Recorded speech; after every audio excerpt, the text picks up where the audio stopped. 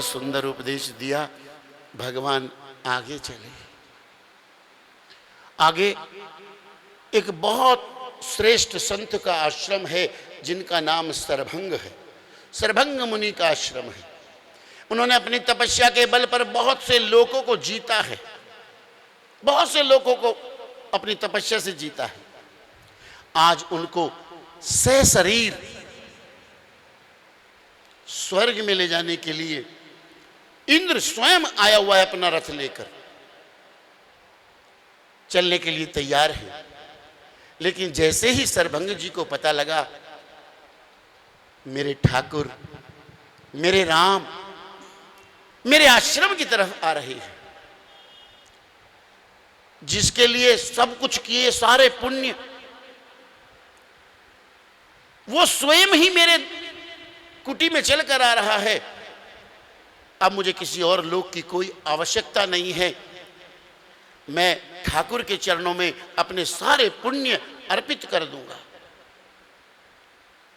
तन मन धन सब है तेरा, मैं पुण्य लेकर क्या करूंगा?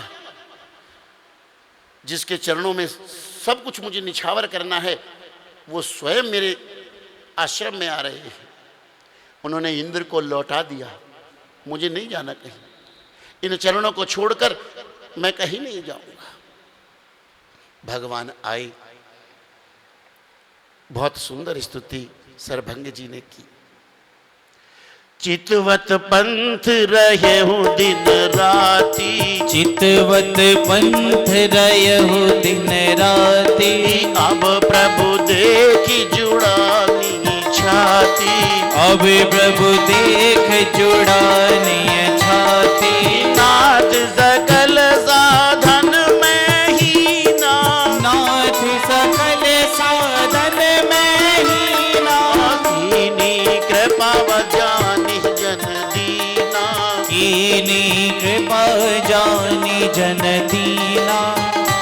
मैं तो साधनहीन हूं, मैं क्या कर सकता था, लेकिन आपने मुझ पर कृपा कर दी। देखो, भक्त का ये भाव रहना चाहिए जीवन में। अगर ये रहा मन में कि बहुत साधन है हमारे पास, तो साधनों का अहंकार जीवन में प्रवेश कर जाए। अहंकार कभी नहीं होना चाहिए। भगवान को दीन बहुत प्रिय है। इस जगत को दीनता प्रिय नहीं होती। जीवन में जगत के सामने कभी दीन नहीं बनना चाहिए। दीन केवल मेरे ठाकुर के सामने, दीन बंधु हैं, दीनानाथ हैं मेरे ठाकुर के सामने दीन। लेकिन हम ठाकुर के सामने दिखावा करते हैं। दिखावा पसंद नहीं ठाकुर। अपनी जितनी भी दीनता है सब ठाकुर के चरणों में रखनी चाहिए। भगवान आगे गए। ऋषियों के आश्रम है। एक बहुत बड़ा हड्डियों का ढेर पड़ा हुआ है। ऐसी तपोभूमि में, ऐसे स्थान पर जहां चारों तरफ ऋषियों के, संतों के आश्रम हैं, बीच में हड्डियों का ढेर। ठाकुर ने पूछा एक संत से, ये क्या है? जिससे पूछा उस ऋषि की आंखों में आंसू आ गए। ठाकुर हमसे पूछते हो ये क्या है? निशिचरनी कर सकल मुनि खाए, निशिचरनी कर सकल मुनि खाए, सुनी रघुबीर नयन जल छाए, सुनी रघुबीर नयन जल छाए। ये उन संतों की, मुनियों की हड्डियां हैं जिन्हें राक्षसों ने अपना आहार बना लिया है। ठाकुर की आंखें लाल हो गई, जल आ गया ठाकुर की आंखों में। निश्चरहीन करूंगा मही, भुज उठाय प्रण की, सकल मुनिन के आश्रमन, जाई जाई सुख दीन। आज किसी को मेरे ठाकुर के पास आने की आवश्यकता नहीं पड़ रही है। आज तो मेरे ठाकुर हर एक भक्त के यहाँ जिन जिन के आश्रम हैं, उन सब के आश्रमों में मेरे ठाकुर स्वयं जा रहे। भगवान आगे चले। आगे एक बहुत बिरला भक्त है, भगवान का रास्ते में भगवान की प्रतीक्षा कर रहा है। उसे पता लगा राम इस मार्ग से आएंगे, बस मार्ग पर ही उसने अपना आश्रम बना लिया है, भगवान की प्रतीक्षा करता है। सुतीक्षण जी महाराज हैं, अगस्त ऋषि के शिष्य हैं। बड़ी सुंदर कथा आती है इनकी। जब ये बहुत छोटे थे, गुरुजी की आश्रम में बहुत सेवा करते थे, गुरु की सारे आश्रम की देखभाल करते थे। एक दिन गुरुदेव को कहीं जाना हुआ तो गुरुदेव ने आश्रम की जिम्मेदारी सुतीक्षण पर छोड़ दी। छोटे से थे सुतीक्षण, आश्रम का ध्यान रखना, सारा काम व्यवस्थित करना, ठाकुर जी को स्नान, वस्त्र पहनाना, भोग, सब कुछ, प्रसाद, सब व्यवस्थाएं देखना। ठीक है गुरु जी। ऐसी कथा आती है, जब ये स्नान करा रहे थे, सिंहासन में बहुत सारे देवी देवता रखे हुए हैं, उसमें एक सालग्राम जी भी। सालग्राम तो आप जानते हैं ना, प्राण प्रतिष्ठित है, उनकी प्राण प्रतिष्ठा करानी नहीं पड़ती, प्राण प्रतिष्ठित भगवान है सालिग्राम। एक दिन इन्होंने बहुत सुंदर वस्त्र पहनाए, पुष्प रखे, भोग लगाया। उनका रंग ऐसा होता है ना, तो एक चील को भ्रम हो गया, वो झपट्टा मार के उठा के ले गए। ये बहुत दौड़े पीछे पीछे, लेकिन कहीं मिले नहीं। ये पूजा करते रहे।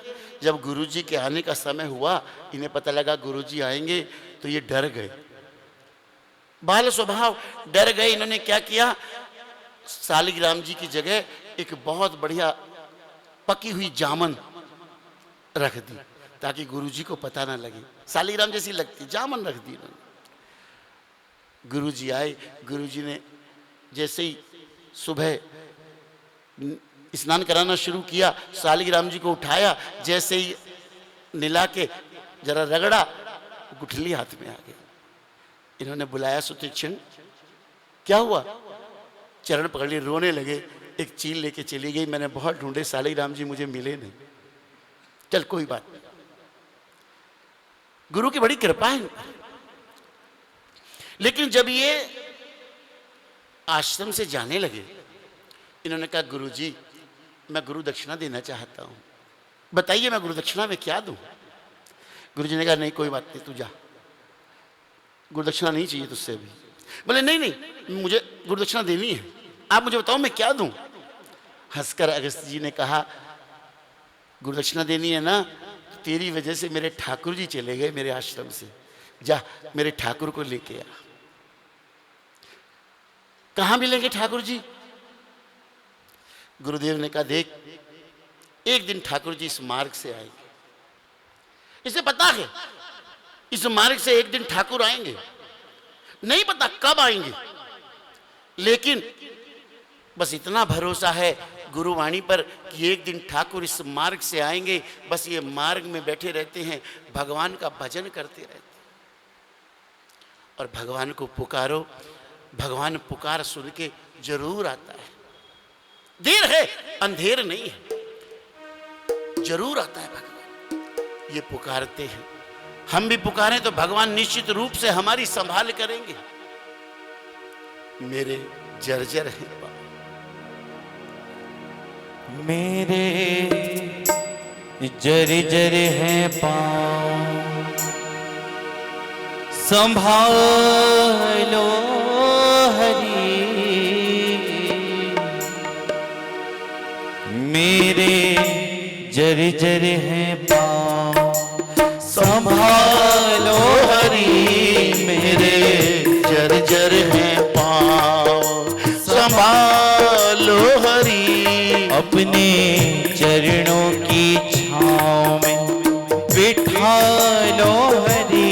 अपने चरणों की छाँव में बिठा लो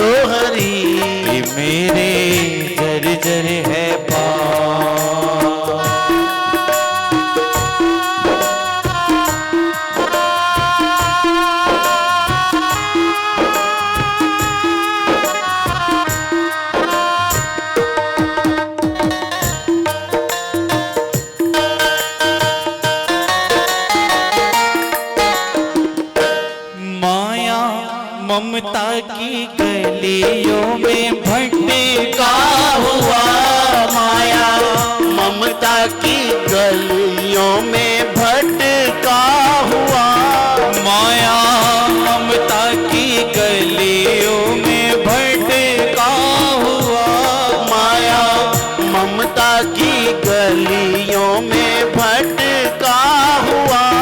मैं हूँ तृष्णा के पिंजरे में अटका हुआ, मैं हूँ तृष्णा के पिंजरे में अटका हुआ।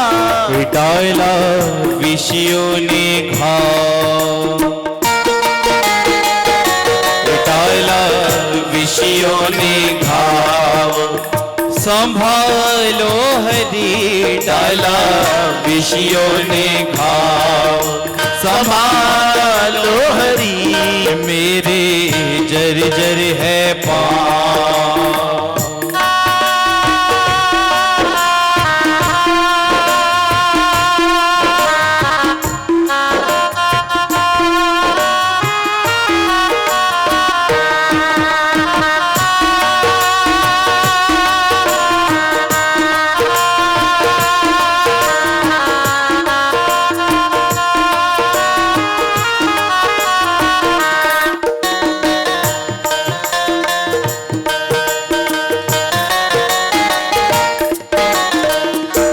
गहरी नदियाँ की लहरें दीवानी हुई, गहरी नदियाँ की लहरें दीवानी हुई, गहरी नदियाँ की लहरें दीवानी हुई, गहरी नदियाँ की लहरें दीवानी हुई। टूटे चप्पू पतवारे पुरानी हुई, टूटे चप्पू पतवार पुरानी हुई। अब ये डूबेगी नाव, अब ये डूबेगी नाव, बचा लो हरि अब ये डूबेगी नाव, बचा लो हरि मेरे जर्जर है पाँव।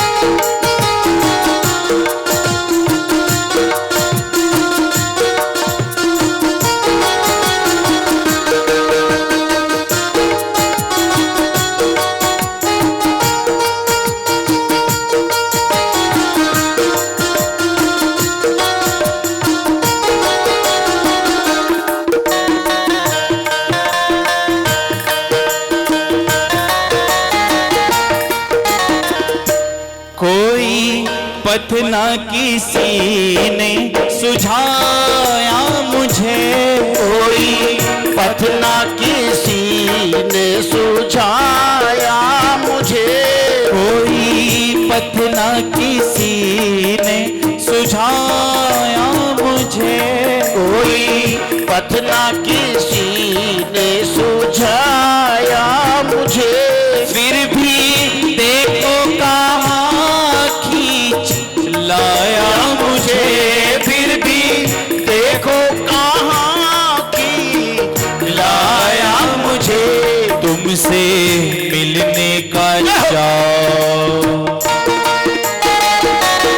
तुमसे मिलने का चाव, मिला लो हरि तुमसे मिलने का चाव, मिला लो हरि मेरे जर्जर है पाँव, संभालो हरि मेरे जर्जर है पाँव, संभालो हरि अपने चरणों की छाँव में, बिठा लो हरि अपने चरणों की छाँव में, बिठा लो हरि मेरे जर्जर है पाँव मेरे, जर्जर है पाँव मेरे, जर्जर है पाँव। इन्हें लगता है राम आ रहे हैं, मार्ग पर आगे की ओर दौड़ते हैं, मेरे ठाकुर आ रहे हैं। राम का स्वभाव सोचते हैं, कितने दयालु हैं, कितने कृपालु हैं ठाकुर। तेजी से दौड़ते हैं, लेकिन दौड़ते दौड़ते अपना ध्यान आ जाता है, मैंने क्या किया है जीवन में, ठाकुर मुझे क्यों मिले। जब अपनी कमी दिखाई देती है तो वापस लौटने लगते हैं। भरत जी चारों तरफ ढूंढते हुए यही तो कहते थे। जब ठाकुर का स्वभाव याद आता था तो आगे दौड़ते थे और अपने बारे में सोचते थे, मैं केकई का पुत्र हूं, पीछे आ जाते थे।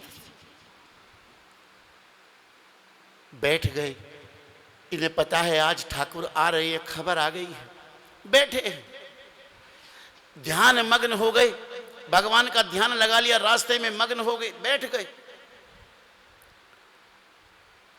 ठाकुर आई, ठाकुर इनकी लीलाओं को छुप कर देखते हैं। अपने इस भक्त की इन्हें होश नहीं है। भगवान आए, इनके हृदय से अपना चतुर्भुज रूप खींचा, जैसे घबरा कर आंखें खोली, सामने ठाकुर खड़े हुए। ठाकुर में धन्य हो गया। बहुत सुंदर स्तुति वंदना भगवान की। जब भगवान चलने लगे तो सुतीक्षण जी महाराज ने कहा, प्रभु पास में ही मेरे गुरुदेव का आश्रम है, मेरी प्रार्थना है आपसे, आप मेरे गुरुदेव के आश्रम में चले। भगवान हंसने लगे। आज तक जितने भी गुरु हुए हैं, सबकी कृपा से ही शिष्य को भगवान से अनुभूति, भगवान के दर्शन हुए, भगवान मिले, गुरु कृपा से मिले।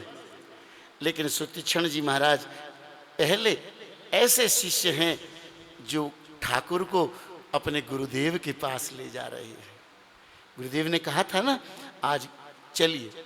और जैसे ही आश्रम के बाहर पहुंचे, जोर से बोलने लगे, आज मन बड़ा प्रसन्न है। गुरुदेव ने कहा था मेरे ठाकुर को लेके आना, मैं लेके आया हूं। और केवल ठाकुर को नहीं लेके आया, जोर से कहा, नाथ कौशलाधीश कुमारा, नाथ कौशलाधीश कुमारा, आए मिलन जगत आधारा, आए मिलन जगत आधारा, राम अनुज समेत वैदेही, राम अनुज समेत वैदेही, निज दिन देव जपत हहि जेहि, निस दिन देव जपत हहि जेहि। मैं राम को लेके आया हूं, नाथ कौशलाधीश आए हैं। और आपने कहा था कौशलाधीश को लेके आना, ठाकुर को लेके आना, गुरु दक्षिणा जब पूरी होगी। लेकिन गुरुदेव, मैं तो साथ में उनके भाई और जानकी जी को भी लाया हूं। मानो ये कह रहे हो कि दक्षिणा के साथ साथ आज दक्षिणा का ब्याज भी मेरे से उतर गया, मैं तो ब्याज के साथ लेकर आया हूं। अगस्त ऋषि जी के आश्रम में भगवान, अगस्त जी तो बहुत श्रेष्ठ ऋषि, बहुत श्रेष्ठ। विंध्याचल पर्वत को लगा मेरी परिक्रमा होनी चाहिए, सूर्य मेरी परिक्रमा करे, अपने आप को बढ़ाना शुरू किया। अगस्त ऋषि ने आए, ये जैसे ही दंडवत गिरा, गुरुदेव ने कहा जब तक मैं आऊं तब तक उठना मत, और दक्षिण में चले गए थे। आज भी विंध्याचल ऐसे ही दंडवत लेटा हुआ है। राम जी ने प्रार्थना की, गुरुदेव को ऐसा मंत्र दीजिए मैं मुनियों के द्रोही इस रावण को मार सकूं। देखो, रावण पुलस्त ऋषि का होता है, इसलिए मुनियों में यह बात ना आए, मुनि बताएं। अगस्त जी से पूछा,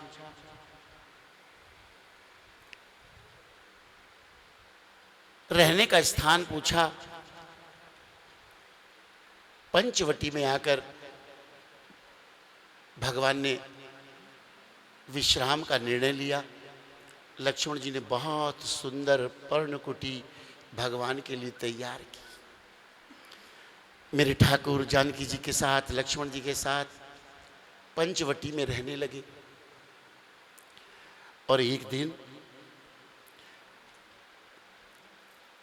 सूर्पणखा ने, हाँ सूर्पणखा, गोस्वामी जी ने इसका बड़ा सुंदर परिचय दिया।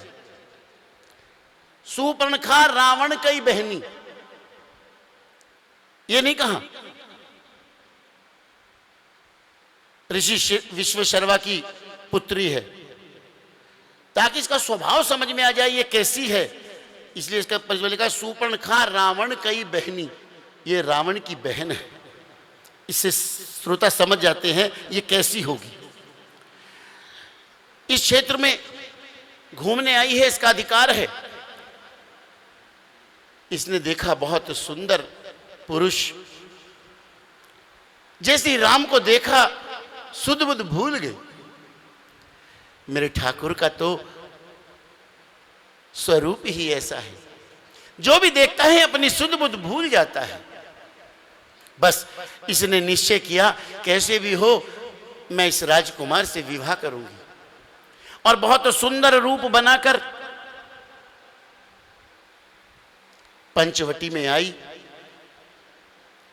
भगवान के सामने आकर खड़ी हो गई।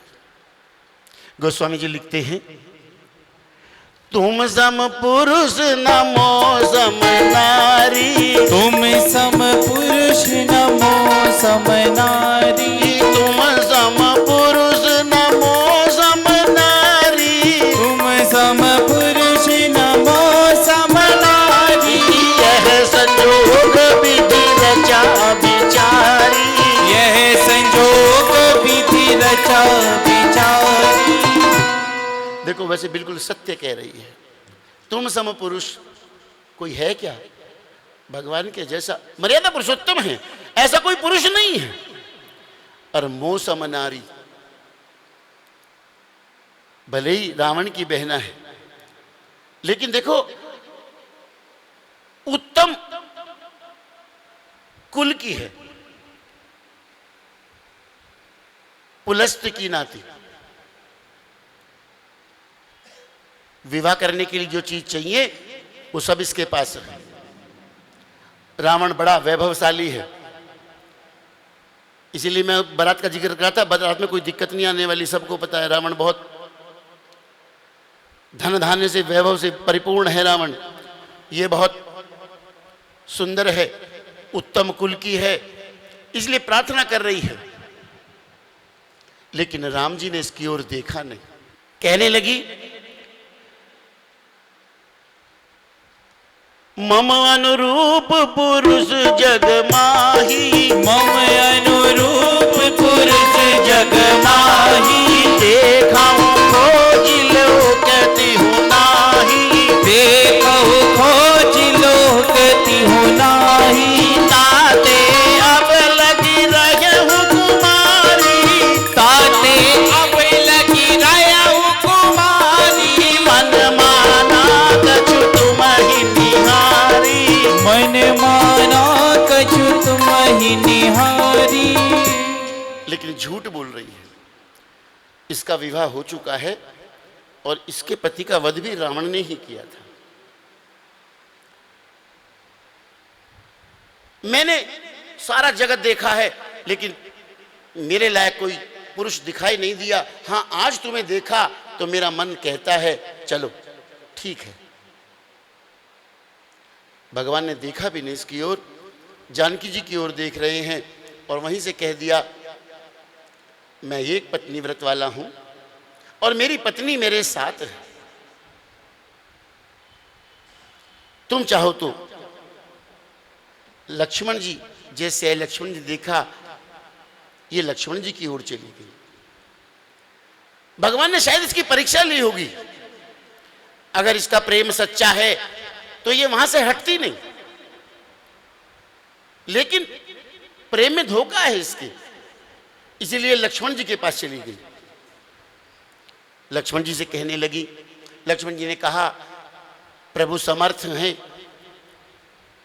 अयोध्या के ज्येष्ठ कुमार हैं, हमारे यहां तो कई कई पत्नियां हो जाती हैं, उनको वो समर्थ हैं, कौशलपुर राजा हैं, उनको सब कुछ ठीक है, लेकिन मैं तो सेवा के लिए यहाँ आया हूं। और सुंदरी तुम बड़ी खुश हुई, लक्ष्मण जी ने सुंदरी कहा इसे, सुंदरी तुम्हारे स्वभाव को देखकर मुझे नहीं लगता कि तुम सेवा करने की में खुश रहोगी, इसलिए तुम चाहो तो राम जी से कहो।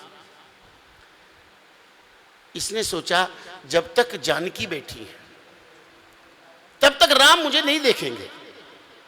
देखो यही अंतर है, इसको राम नहीं मिले। क्यों? जनकपुरी की जितनी भी स्त्रियां हैं सबने सोचा हमें राम से नाता जोड़ना है, सबने नाता जोड़ा। कैसे? इनका विवाह हमारी जानकी से हो जाए तो ये हमारे रिश्तेदार हो जाएंगे, आते रहेंगे, हमें दर्शनों का सुख मिलेगा। जानकी जी भक्ति देवी हैं और भगवान से नाता केवल भक्ति के माध्यम से जोड़ा जा सकता है, और कोई रास्ता है ही नहीं भगवान से नाता जोड़ने का। लेकिन इसने भक्ति की उपेक्षा करनी चाहिए, भक्ति की उपेक्षा करके इसने नाता जोड़ना चाहा। जैसे ये झपटी, इसके नाक कान कट गए। नाक कान कटने का अर्थ है जो मर्यादा से बाहर जाता है उसके नाक कान जरूर कटते हैं। इसके पास में इसके भाई रहते हैं खरदूषण, ऋषि विश्वेश्वरवा के 4 पत्नियां, भरद्वाज पुत्र हिलविला जिससे कुबेर जी का जन्म हुआ, केकसी जिससे रावण और कुंभकर्ण का जन्म हुआ, मालिनी जिससे विभीषण जी का जन्म हुआ, और राका जिससे खरदूषण और सुपर्णखा का जन्म हुआ। ये बहन भाई हैं लेकिन इनकी माता अलग अलग है। ऋषि विश्वेश्वरवा इनके पिता हैं। तो ये अपने भाइयों के पास गई।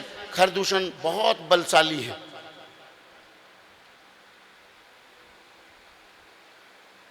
मैंने एक दिन और कहा कथा में, ये जितने भी राक्षस हैं इनका गणित बड़ा तेज होता है, बहुत तेज। ये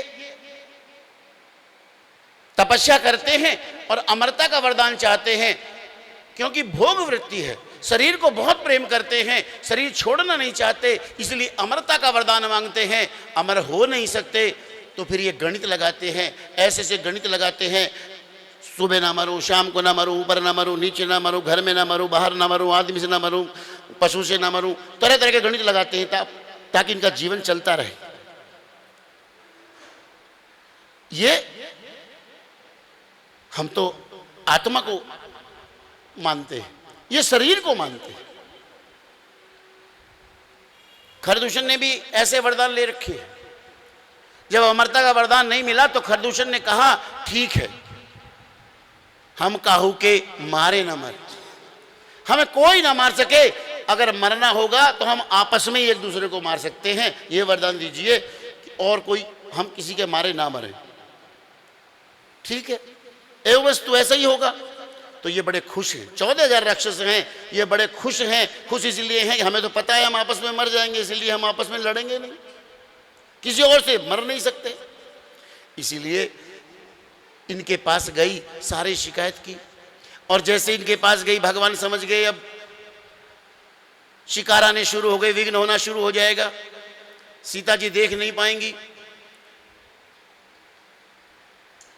भगवान ने जानकी जी को सारी कथा बताई, देखो अब युद्ध होगा, उसके बाद एक सोने का मृग आएगा, तुम्हें कहना है बहुत सुंदर मृग है। जानकी जी ने कहा आपको देखने के बाद अब सुंदर शब्द किसी के लिए प्रयोग नहीं हो सकता, मैं नहीं कह सकती, मृग बहुत सुंदर है। भगवान ने कहा चलो झगड़ा मिटाओ सारा, ऐसा करो तुम पावक महु करहु निवासा, तुम पावक महु करो निकासा, जब लगी करहु निशाचर नासा, जब लगी करहु निशाचर नासा। मैं जब तक राक्षसों का वध करूं तुम ऐसा करो, अग्नि में निवास करो। अग्निदेव ने अपनी शरण में ले ली असली जानकी, और माया जानकी वहां बैठी है। बाद में जब अग्नि परीक्षा हुई, लोग कहते हैं अग्नि परीक्षा वो इसीलिए कराई कि अग्नि से असली सीता बाहर आ जाए। खरदूषण को पता लगा, लड़ने आए, लेकिन जैसे ही मेरे ठाकुर के दर्शन किए सुध बुध विसार गए। मैं बार बार कहता हूं ठाकुर का स्वरूप ऐसा है जो एक बार देख ले बेसुध हो जाता है, सुध रहती नहीं। इन्होंने देखा जैसे ठाकुर को, कहने लगे यद्यपि भगनी कीन कुरूपा, यद्यपि भगनी कीन कुरूपा, बदलायक नहीं पुरुष अनुपा, बदलायक नहीं पुरुष अनुपा। तुम ऐसे सुंदर पुरुष हो, यद्यपि तुम्हारा दोष बहुत बड़ा है, अपराध बहुत बड़ा है, लेकिन फिर भी मुझे लगता है तुम इतने सुंदर हो, तुम्हारा वध ठीक नहीं। लेकिन राक्षस है ना, जाओ अपनी पत्नी को हमें दे जाओ, चले जाओ, छोड़ दिया। भगवान ने कहा रे तुम जैसे मृगों को तो हम ढूंढते फिर रहे हैं, आओ। युद्ध करने लगे। भगवान ने इतने रूप रखे, इतने रूप रखे, अपने सारे रूप इनके हृदय में बसा दिए। एक दूसरे को ये राम समझने लगे। सामने देखते अपने साथी को, उसमें राम दिखाई देता है, एक दूसरे पर वार करने लगे। और वरदान यही मिला था, हम मरे तो एक दूसरे को मार सकते हैं, नहीं तो कोई मार नहीं सकता। इन्हें हर में राम दिखाई देने लगा और इन्हें आपस में ही लड़ लड़कर ये 14,000 राक्षस समाप्त हो गए। शूर्पणखा रावण के पास गई, रावण को सारी बात विस्तार से बताई। लेकिन जैसे इसने कहा रावण ने कि तू खरदूषण के पास क्यों नहीं गई, खरदूषण देख लेते। इसने कहा मेरे आंखों के सामने उन सब की गर्दनें कट गई।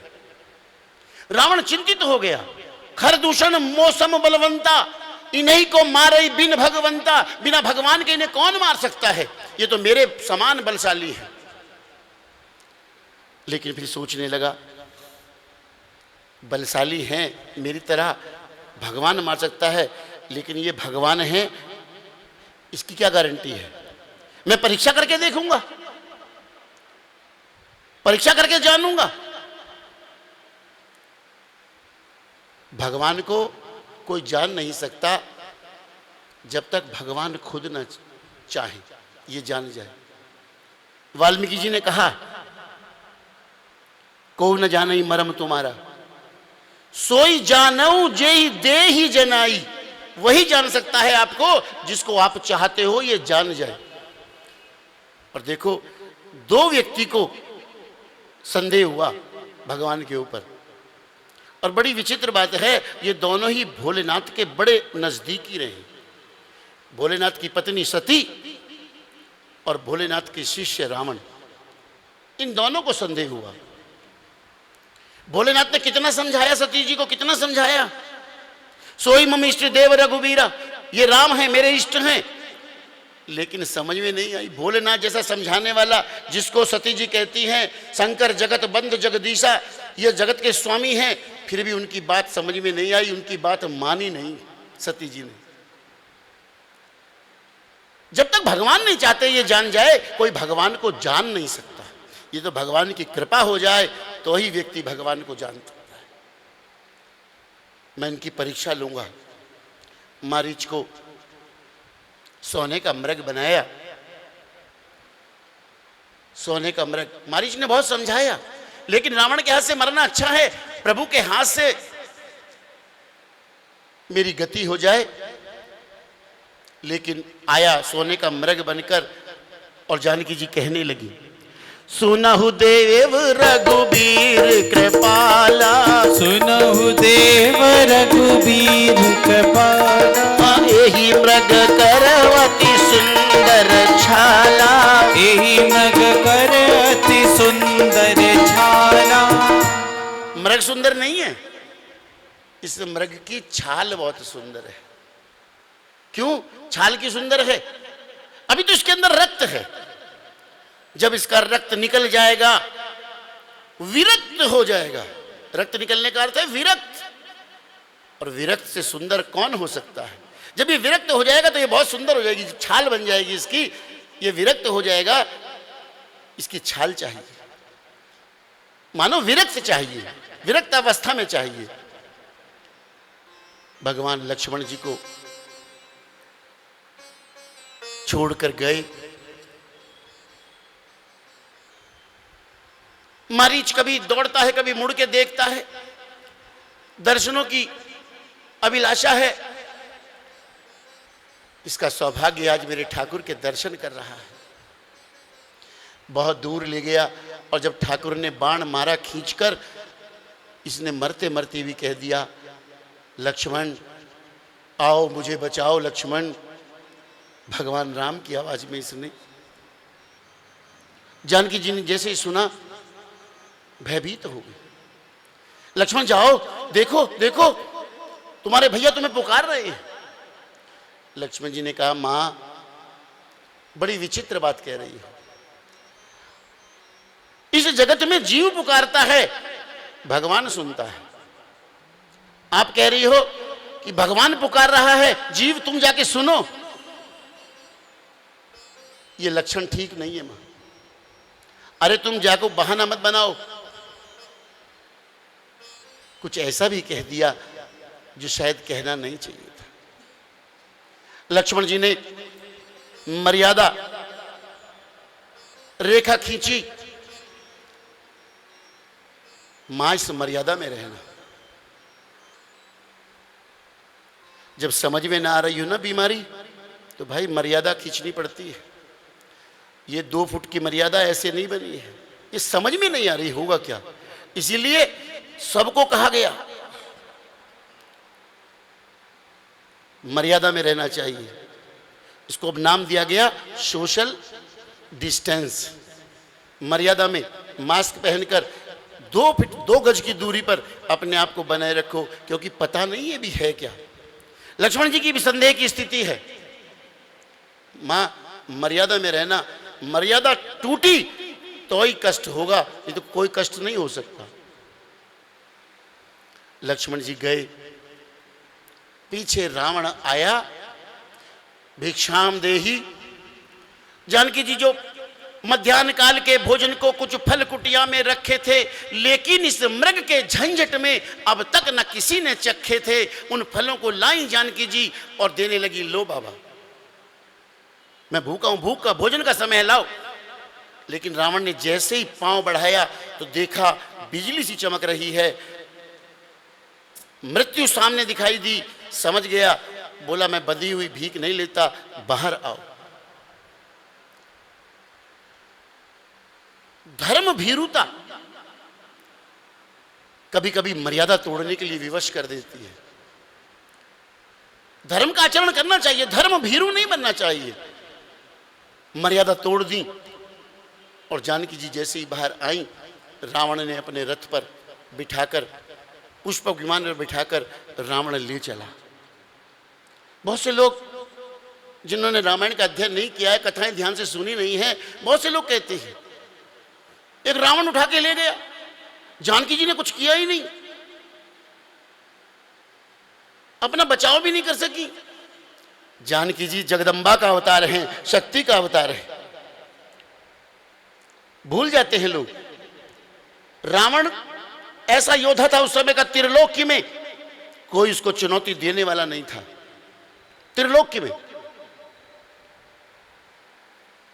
मां जगदम्बा है, इसीलिए जब रावण आया अशोक वाटिका में, खल दुष्ट गालियां देती है, उसके मुंह पे गालियां देती है, कोई बोल नहीं सकता रावण के मुंह पर। आज रावण उठाकर लेके चला और जैसे ही मां ने विलाप करना शुरू किया, प्रभु बचाओ, प्रभु बचाओ, ये आवाज जटायु जी ने सुनी। जटायु जी, ऐसी बहुत कथाएं आती हैं कि दशरथ जी के मित्र राम जी चाचा के रूप में ही देखते हैं, चाचा ही कहते हैं, तात।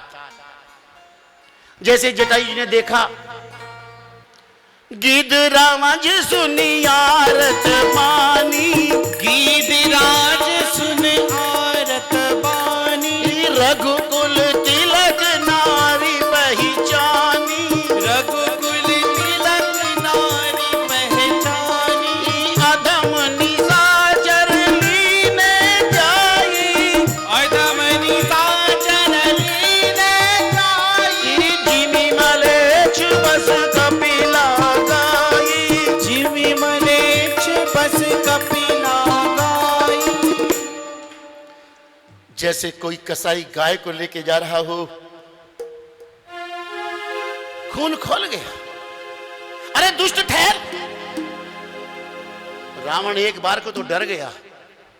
इस दुनिया में तो किसी की हिम्मत नहीं है मुझे दुष्ट कहने की, मेरा प्रतिकार करने की किसी की ताकत नहीं है, कोई देवता नहीं आ सकता। नर की तो बात क्या है, निश्चित रूप से ये पीछे से गाली देने वाला विष्णु होगा। एक क्षण के लिए रावण को लगा ये विष्णु आया है, लेकिन जैसे ही पलट के देखा गिद्धराज को, जोर जोर से हंसने लगा। अरे मैं तो ऐसे ही डर गया, ये पक्षी मुझे रोकने की बात कर रहा है। गिद्धराज जी जानते हैं, गिद्धराज जी जानते हैं रावण को रोकने का मतलब है अपनी मृत्यु को बुलाना। लेकिन जो धर्म के लिए खड़े होते हैं, अपने कर्तव्य के लिए खड़े होते हैं, उनको मृत्यु की परवाह नहीं होती। हमारी सीमाओं पर सैनिक, जहां टेम्परेचर -40 डिग्री है, क्या आप ये कह सकते हैं कि वो अपनी तनख्वाह के लिए खड़ा है? ये कर्तव्य की भावना है उसके मन की। कोई हाथ लगा के, कोई नजर उठा के मां की ओर देख नहीं सकता, ये उसके मन का जज्बा होता है। पहले घुस आता था चीन, अभी आपने देखा ना पीछे क्या हुआ। गलवान में चीन की हिम्मत नहीं है, विरोधी कितना भी सशक्त हो, लेकिन जब जज्बा होता है रोकने का। गिद्धराज को श्रद्धांजलि देते हुए आइए उन वीर जवानों के लिए जो उनके मन का भाव रहता है। हमने देश में आजादी प्राप्त की जिस भाव से लोग लड़े, आइए उनके लिए गीत इस कथा में, इस गीत के बाद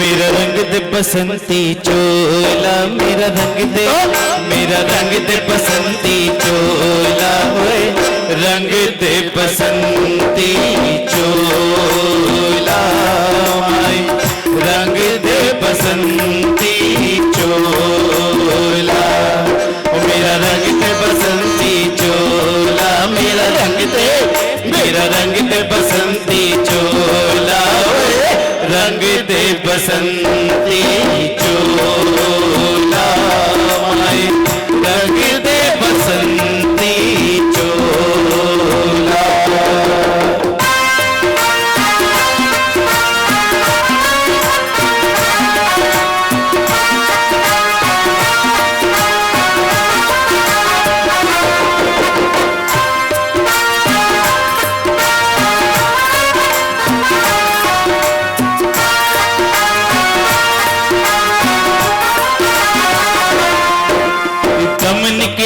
इस देश की खातिर बस इतना अरमान है, हम निकले इस देश की खातिर बस इतना अरमान है, हम निकले इस देश की खातिर बस इतना अरमान है,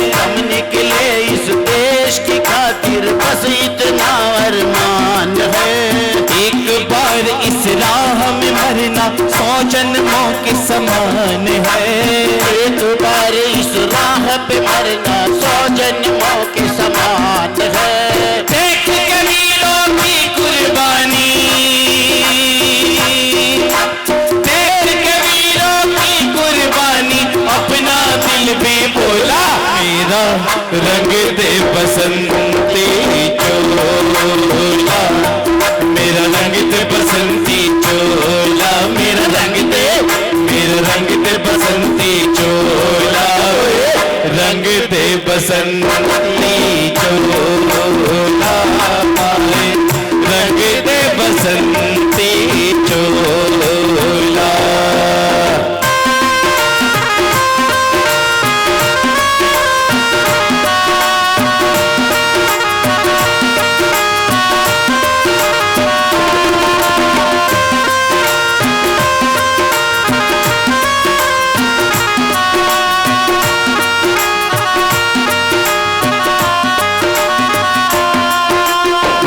चोले को पहन शिवाजी खेले अपनी जान पे, जिस चोले को पहन शिवाजी खेले अपनी जान पे, जिस चोले को पहन शिवाजी खेले अपनी जान पे, जिस चोले को पहन शिवाजी खेले अपनी जान पे, जिसे पहन झांसी की रानी मिट गई अपनी आन पे, जिसे पहन झांसी की रानी मिट गई अपनी आन पे, आज उसी को पहन के निकला, पहन के निकला, आज उसी को पहन के निकला हम मस्तों का टोला, मेरा रंग दे बसंती चोला, मेरा रंग दे बसंती चोला, मेरा रंग दे, मेरा रंग दे बसंती चोला,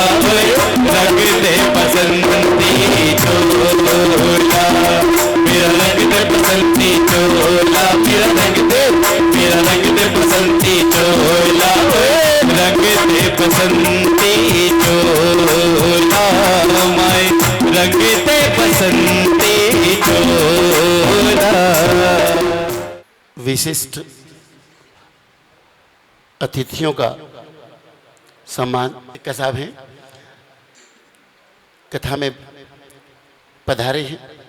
रामलीला कमेटी, प्राचीन हनुमान मंदिर रामलीला कमेटी आपका हार्दिक स्वागत करती है। बहुत सुंदर रामलीला हर वर्ष होती है। इस बार तो कोरोना के कुलदीप अरोड़ा जी आए, भगवान कृपा करे।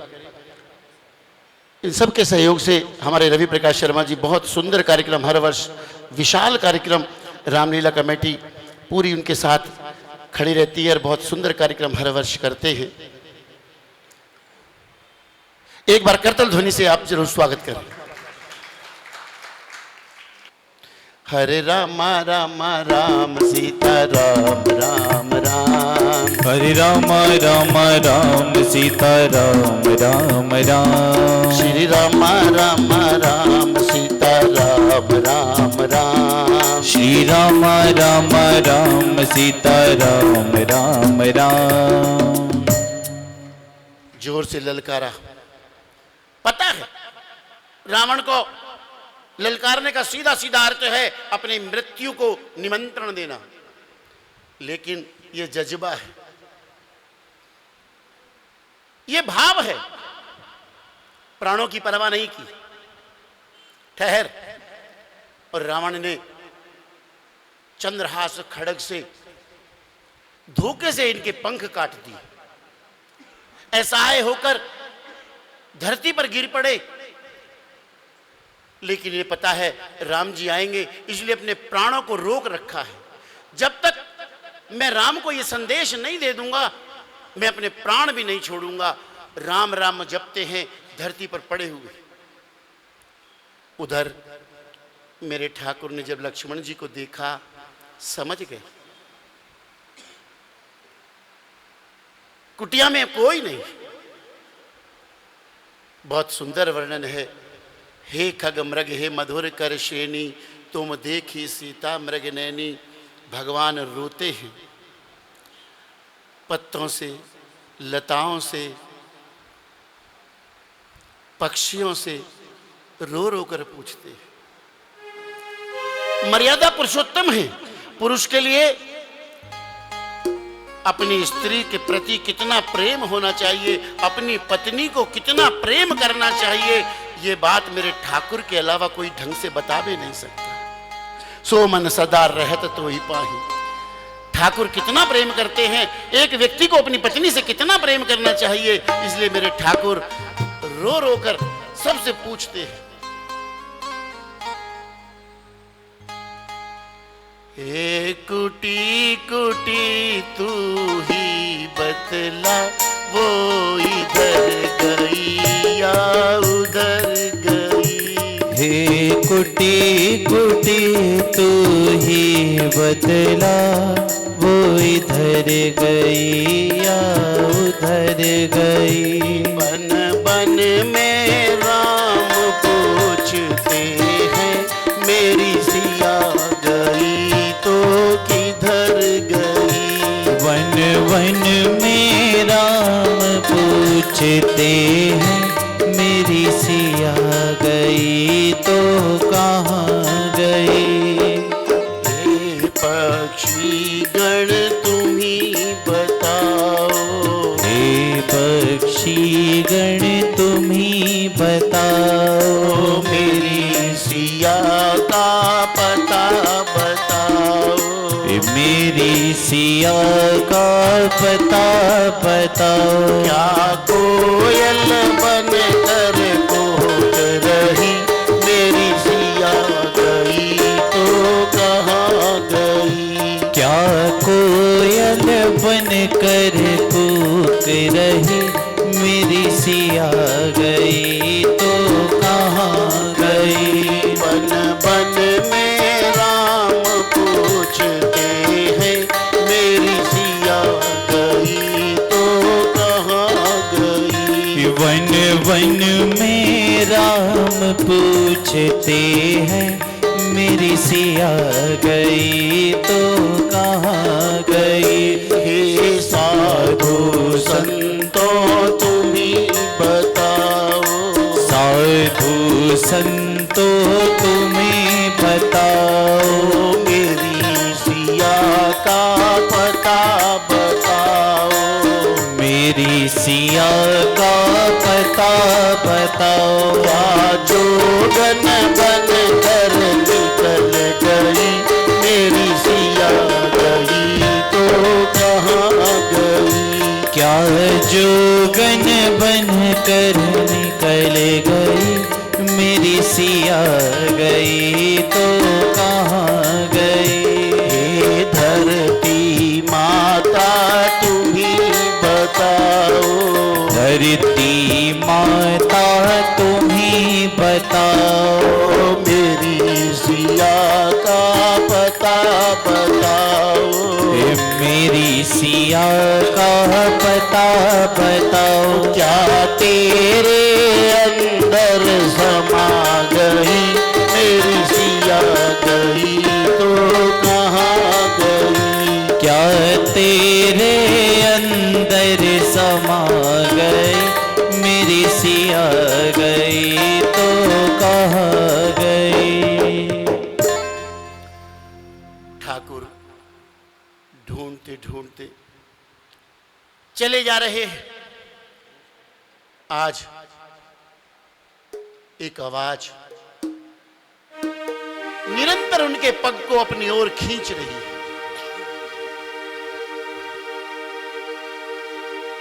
मतंग ऋषि का आश्रम है। उनकी शिष्या सबरी जी भगवान की प्रतीक्षा में हर समय भगवान का मार्ग देखती रहती है। मेरी झोपड़ी के भाग आज खुल जाएंगे, राम आएंगे। मेरी झोपड़ी के भाग आज खुल जाएंगे, राम आएंगे। मेरी झोपड़ी के भाग आज खुल जाएंगे, राम आएंगे। मेरी झोपड़ी के भाग आज खुल जाएंगे, राम आएंगे। राम आएंगे आएंगे राम आएंगे। राम आएंगे आएंगे राम आएंगे। मेरी झोपड़ी के भाग आज खुल जाएंगे, राम आएंगे। मेरी झोपड़ी के भाग आज खुल जाएंगे, राम आएंगे। निरंतर ये ध्वनि आज भगवान के चरणों को अपनी ओर खींच रही है। जटायु जी मिले, भगवान ने अपने पीतांबर से उनका सारा शरीर साफ किया।